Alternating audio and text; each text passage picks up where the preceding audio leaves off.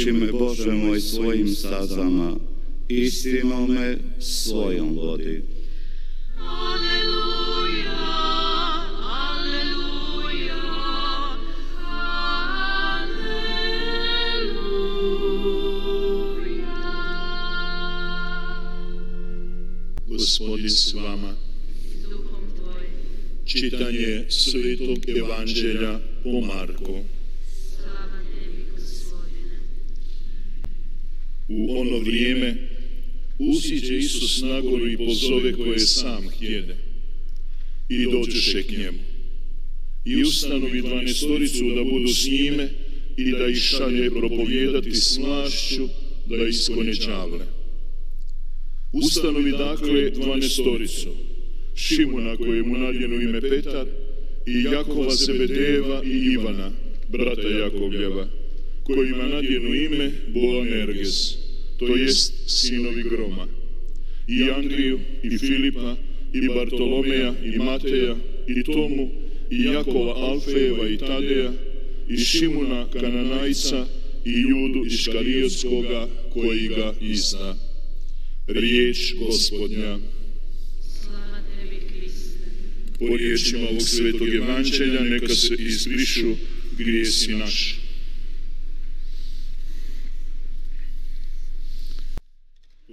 존경하는 형제자매 여러분, 친애하는 신자 여러분, 모든 사람의 인생은 어떤 특정한 날짜들이 있습니다. 어떤 사건들이 있죠. 그래서 잊을 수 없는 그런 사건들이나 날짜가 있습니다. 이런 순간은 위대한 성인들의 삶에서도 일어납니다. 어떤 특정한 것들은 너무나도 깊이 그들의 마음에 각인되었고 생각에 깊이 각인됩니다. 성화 오스틴께서는 절대로 잊을 수 없었던 것은 아주 중요한 대화였다고 했습니다. 그 대화는 어머니와 함께 했었던 대화였는데 잊을 수 없다고 기록하고 있습니다. 아시시 프란치스코 성인께서는 절대로 잊을 수 없었던 것이 나병 환자에게 입을 맞추었을 때였다고 하셨습니다. 성 이냐시오께서는 로엘라의 성 이냐시오께서는 잊을 수 없었던 것은 영감을 얻은 뒤 건넌 강, 그리고 그것은 자신의 삶의 열쇠가 되었다고 했습니다. 프랑스의 철학자, 그는 또 이런 이야기를 했습니다. 아주 조그만 성당에서 일어난 사건이었고 그 사건을 조그만 책자에 기록했습니다. 존재하는 하느님, 나는 그분을 만났다라는 소책자에서 기록하고 있습니다. 이런 말씀을 드리고 싶습니다. 많은 삶에서 일어나는 많은 이런 사건들, 성인들의 삶 속에 있었던 것들은 우리에게도 마찬가지입니다. 우리 각 개인도 어떤 사건이나 어떤 꼭 기억해야 하는 것들, 기념해야만 하는 것들이 우리들의 마음 안에 깊이 각인되어서 평생을 잊지 못하지요. 이런 것들이 무엇인가 특별히 어떤 비극적인 일이 아니더라도 무엇인가 아주 일상적인 것입니다. 그러나 마음 깊이 각인된 우리들의 상념 안에 계속 남아있는 요소들입니다. 저는 이런 말씀을 드리면서 오늘 저녁 복음에 관해서 말씀을 올리고자 합니다. 예수님께서 마르코 복음사가가 전하는 것처럼 12명의 사도들을 선별하십니다. 선택하십니다. 제자들 중에서 선택하시고 사도라 부르셨습니다. 예수님이 원하시는 사람들을 선택하십니다. 이렇게 예수님의 12명의 사도들, 그들이야말로 예수님이 희망하셨던 사람들이었고 그들에게 교회를 가르치셨고 그들을 통해서 교회를 설립하셨고 또 그들의 일치와 그들을 믿는 사람들을 통해서 교회를 만드셨습니다. 사도들을 바탕으로 신앙의 친교와 희망과 사랑이 세워졌습니다. 이러한 교회가 12사도들에 의해서 세워졌을 때 갈릴레아의 몇몇 사람들은 예수님을 만나고 또 어떤 사람들은 예수님의 시선을 만납니다. 그분의 음성을 만납니다. 그분의 따뜻함과 그분의 강렬한 부르심을 느끼고 즉시 그분을 따라갑니다.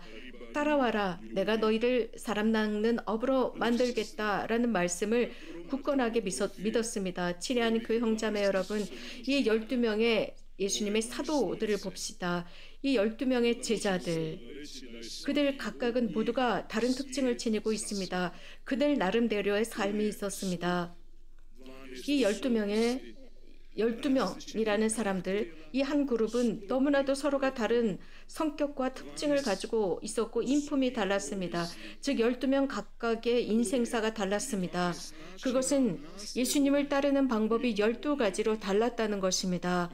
뿐만 아니라 12가지 각자 다른 삶의 경험, 12가지 서로 다른 개인적인 나약함과 죄의 경험을 지니고 있는 사람들이었습니다. 예수님께서는 이렇게 12명 중에 성목요일날 일어났던 그 두려움, 예수님이 잡혀가게 했었던 그 두려움을 지녔던 사람, 복음사가는 이렇게 전합니다. 11명의 영혼과 한 명의 어리석은 자라고 표현했습니다. 하지만 예수님께서 선택하셨습니다. 흥미롭지 않습니까? 묵상해 볼 일입니다. 우리는 이것을 어떻게 하고자 했을까? 우리들의 뜻대로 어떤 식으로 했을까? 이 12명에 대해서 우리는 판단할 이유가 없습니다. 예수님께서 어떻게 이런 사람들을 선택하셨을까? 판단할 수 없죠. 예수님은 그들의 마음 깊은 곳을 아시고 계셨기 때문에 당신의 사랑으로 그들을 선택하셨습니다. 베드로 같은 경우는 눈물을 흘립니다. 3번이나 예수님을 배반한 그 심정이 오죽하겠습니까? 그래서 더 이상 할 말이 없었습니다. 단지 울면서 당신은 모든 것을 아십니다. 주님, 당신은 모든 것을 아십니다. 라고 대답할 뿐이었습니다. 나를 사랑하느냐라고 했을 때요. 그들은 모든 것을 다 봉헌했습니다. 자신들의 여러 가지 인품이나 성격이나 인생사가 달랐지만 모두 12가지의 삶을 예수님께 드렸습니다. 그래서 그 최고의 만찬 시간에 모든 것을 바쳤습니다. 이것이 바로 우리 교회의 만찬, 성찬의 모습이고 세상에서의 교회의 모습입니다. 오늘날 우리들 각자는 이 12명의 사도들 속에서 우리들의 모습을 볼 수 있습니다. 성 베드로, 안드레아, 요한, 유다 등등 속에서 우리들 각자를 발견할 수 있습니다. 우리 자신이 그들 안에 있습니다. 그 12명의 서로 각자 다른 인품과 인성과 성격 속에서 우리들의 모습이 드러납니다. 그들의 인생, 또 물론 그랬지만 그들은 예수님과 일치한 삶을 살았습니다. 무엇보다도 예수님께서는 당신의 여러 다양한 협력자들 속에서의 일치를 이루셨습니다. 다양성 속에서 일치였습니다. 그분께서 돌아가신 뒤에도 그들은 일치하도록 하셨습니다. 그들은 늘 첫자를 위해서 다투고 있었습니다. 그러나 예수님은 그들의 일치를 위해서 기도하셨습니다. 이것이 교회의 원칙이 되었습니다.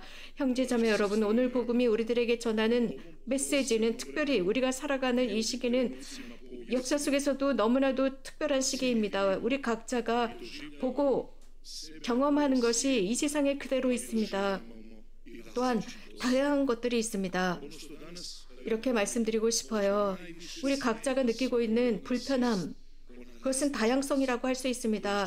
그 다양성을 우리는 자주 받아들이지 못합니다. 그래서 자주 그것을 이해하지 못하고 깨닫지 못합니다.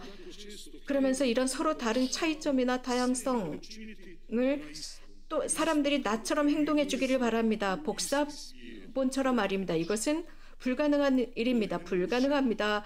서로 각자 다르게 창조되었습니다. 서로 각자 다릅니다. 그래서 서로 싸우고 신경질을 내고 분노합니다. 서로 받아들이기가 어렵고 서로 함께 활동하기가 어렵습니다. 이런 차이점과 다양성 때문에 그렇습니다. 그 속에서 우리는 살아갑니다. 오늘 저녁 이 자리에서 자문해 볼 일이 있습니다. 우리는 정말 우리가 살아가고 있는 이 시대 속에서, 즉 차이점과 많은 다양성 속에서 우리는 어떻게 살아가고 있을까? 우리는 매스미디어, 현대 매스미디어에서는 프란치스코 교황님에 관해서 언급하고 있습니다. 많이 이야기를 하죠. 프란치스코 교황님은 다른 교황님들과는 조금은 다릅니다. 교회에 관해서 그분의 생각 자체가 조금은 다릅니다. 다른 교황님들에 비해서요. 세상을 보는 교회의 눈이 전보다는 조금 다릅니다. 그런데 세상은 얼마나 불행하게도, 정말 이런 말씀을 드리고 싶어요.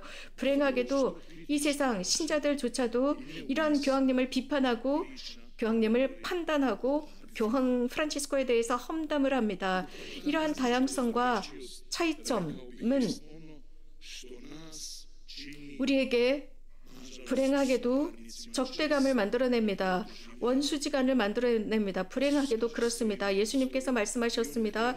이 사도들을 선택하셨을 때 그들도 서로 다 일치하고 화합한 것은 아닙니다. 누구든지 당신의 이름으로 설교합니다 라고 와서 고자질을 합니다. 그래도 예수님께서는 그들이 나를 반대하고 너희를 반대하지 않는다면 우리 편이다 라고 하셨습니다. 저는 개인적으로 정말 주님께서는 평화롭지 못한 것을 일치시키고 화해시키고자 하십니다. 우리는 그래야 합니다. 일치시켜야 합니다. 내 안에 나누어진 것을 일치시키고 화합시키는 것입니다. 그래서 하느님의 자비라는 연결고리, 사랑의 연결고리로서 내가 다른 사람을 용서하지 않았다면, 이웃에게 손을 내밀지 않았다면, 물론 여러 다양한 상황 속에서 내가 그렇게 하지 않았다면 이제 해야 합니다. 이런 차이와 다양성 속에서 다시 한번 이런 다양성의 풍요함과 우리를 부요하게 한다는 것을 알고 해야 합니다. 이것은 내 자신과 여러분에게 말씀드리는 것입니다. 오늘 저녁 다른 것을 찾거나 희망하지 맙시다. 이런 것들이, 이런 다양성이 모두 사라지리라 기대하지 맙시다. 사라질 수가 없습니다. 우리 이런 것들이 사라진다면 우리는 더 비참해집니다. 이러한 다양성이 우리들에게 풍요함을 가져다주고 더 많은 기회를 주면서 서로가 서로를 이해하고 서로가 서로를 훨씬 더 잘 깨닫고 수락할 수 있습니다. 바로 이러한 요소를 예수님께서 사도들에게 원하셨고 서로 화합하고 화해하기를 바라셨습니다. 그래서 훨씬 더 엄격한 사람들, 예를 들어서 열혈당원 같은 사람들, 마테오 같은 사람 등등 이런 모든 사람들과 화해하고 화합하기를 바라셨습니다. 이것은 예수님 안에서 이러한 모습을 우리가 예수님 안에서 화합하고 화해할 수 있는 요소로 볼 수 있습니다. 차이점과 다양성, 그것을 예수님께서는 그대로 수락하시면서 그들을 선택하셨고 그들을 화합시키고자 했습니다. 그래서 우리들에게는 큰 메시지가 됩니다. 이런 말씀을 드리고 싶어요. 우리가 듣고 있는 것, 40년 동안 듣고 있는 바로 그 평화라는 메시지. 평화는 도래할 것이다. 바로 그날, 그 시간에 도래할 것이다. 즉 우리가 주님 앞에서 마음을 활짝 여는 순간 하느님의 논리에 의해서 평화는 도래할 것이다. 하느님의 논리가 우리들의 마음 안에 안착되었을 때, 우리들의 생각과 삶 안에 안착되었을 때 비로소 평화가 실현됩니다. 내가 개인적으로, 즉 나와 사람과 하느님 사이에서 다툼을 하고 있다면 나는 그러한 변화를 겪을 수 없습니다. 즉 평화로 넘어갈 수 없습니다. 성모님께서 이곳에서 하시는 말씀, 또 기다리시는 것은 바로 이것입니다. 바로 이러한 일이, 이러한 평화가, 이러한 우리에게 평화를 주실 수 있는 그분의 권능 안에서 실현되기를 바랍니다. 그분께서는 제자들을 화해시키셨고 일치시키셨습니다. 이러한 차원에서 그랬죠. 이러한 차이점과 다양성은 하나가 되도록 기도하셨습니다. 이러한 다양성과 차이점이 우리 교회를 위한 원칙이 되고 기본이 되고 바탕이 되기를 바랍니다. 바로 그분들이 12사도들입니다. 형제자매 여러분, 우리가 지금 지내고 있는 이 주간은 그리스도인들의 일치기도 주간입니다. 그래서 우리도 일치를 위한 기도를 함으로써 주님을 통해서 서로 화해하고 우리들의 마음 안에 다른 사람들과 화해하면서 평화롭게 살아가도록 청합시다. 아멘.